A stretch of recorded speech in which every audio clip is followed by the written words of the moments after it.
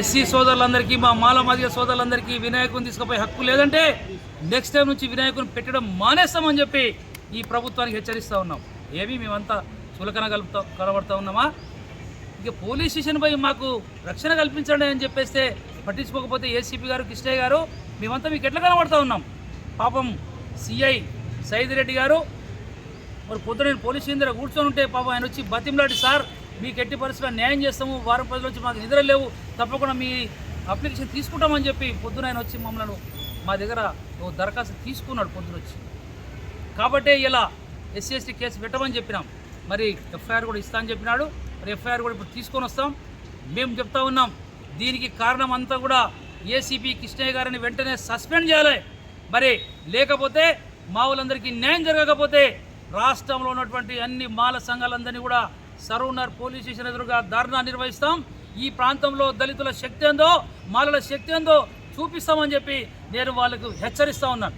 ఏం రాజ్యాంగబద్ధంగా బతుకున్నటువంటి మాకు రక్షణ కల్పించమని మేము విజ్ఞప్తి చేస్తే నిర్లక్ష్యం వహించి మరి మమ్మల్ని అవమానపరిచే విధంగా మాట్లాడేటువంటి ఎల్బీనగర్ ఏసీపీ కృష్ణయ్య గారు బేషరతుగా మాల సమాజానికి క్షమాపణ చెప్పాలని చెప్పి నేను డిమాండ్ చేస్తూ ఉన్నాను.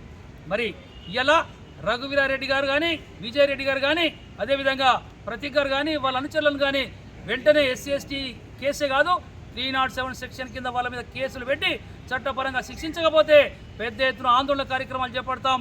ఎంతవరకైనా పోరాడానికి సిద్ధంగా ఉన్నామనే మాట మేము విజ్ఞప్తి చేస్తూ ఉన్నాం. దీంట్లో ఒక్కటి కూడా చెప్పాలి మీకు, దీంట్లో మాకు ఎక్కడ కూడా రాజకీయాలతో సంబంధం లేదు. ఇలా మాకు రాజకీయాలతో సంబంధం లేదు.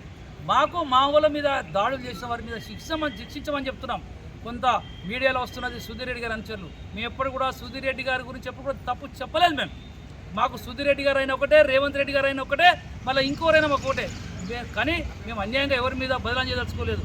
రఘువీరారెడ్డి, ప్రతీక్, విజయరెడ్డి గారి మీద, వాళ్ళ అనుచరుల మీద మేము చూసి వాళ్ళందరినీ గుర్తుపడతాం, వాళ్ళ మీద చర్యలు తీసుకోవాలని చెప్పి తెలంగాణ మాలల ఐక్య వేదిక తరఫున నేను డిమాండ్ చేస్తూ ఉన్నాం.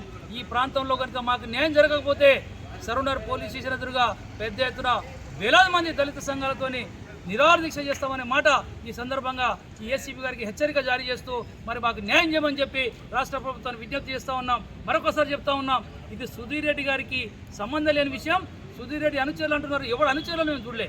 మా మీద దాడి చేసిన వాళ్ళని శిక్షించమని చెప్తున్నాం. సుధీర్ రెడ్డి గారి గురించి నేను ఎక్కడ కూడా చెప్పలేదు, చెప్పాం కూడా. కాబట్టి సోదరుల ఇది రాజకీయాలను రంగు పులపకండి.